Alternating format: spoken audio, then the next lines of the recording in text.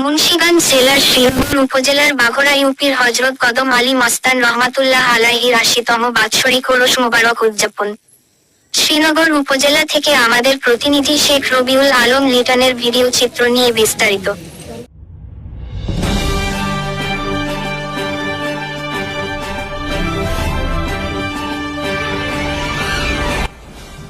আপনারা দেখছেন বাংলাদেশ পরিক্রমা, বস্তুনিষ্ঠ সংবাদে আমরাই সর্বক্ষণ সচেতন। বাংলাদেশ পরিক্রমা মাল্টিমিডিয়ার উদ্ঘাটনে শ্রীনগর উপজেলার বাঘরা ইউপির কদম আলী মস্তান ৮০তম বাৎসরিক ওরস মোবারক উপলক্ষে মিলাদ মাহফিল ও তবারক বিতরণ।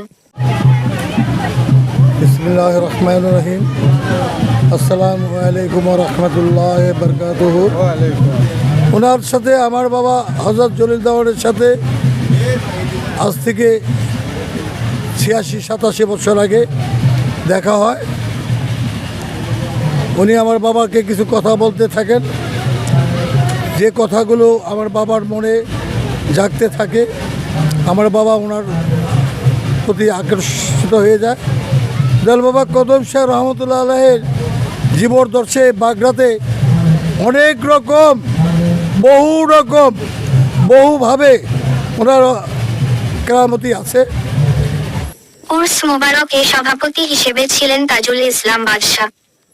আসসালামু আলাইকুম। আমার বয়স ৬০, ঠিক আছে। তখন আমি কদম শাহ দরবারে আমি যাই নাই কোনো দিন। তখন ২ বছর ধরে তার দরবারে যাই, আমার খুব ভালো লাগে। তার দেখলে আমার মনটা খুব জুড়ায় যায়। বাংলাদেশ পরিক্রমা মাল্টিমিডিয়া টিমকে জানায়, ৮০ বছর ধরে এই পবিত্র ওরস মোবারক আমরা পালন করে আসছি। স্থানীয় এলাকাবাসী জানায়, বিভিন্ন জেলা থেকে মুরিদান ভক্তবৃন্দ আসে পবিত্র ওরস পালন করার জন্য। আমার মনোভাবটা ভালো, কারণ নিতান্ত একজন আল্লাহর ওলি কদম আলী মস্তান, তার গুণ আছে বলে এত লোকের সমাগম ঘটে।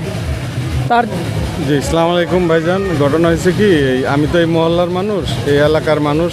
তা আমার বয়স বেশি না, আমি ওনাকে হয়তো দেখছি, অল্প দেখছি, কিন্তু ওনার গুণগান সম্বন্ধে জানি এবং শুনছি।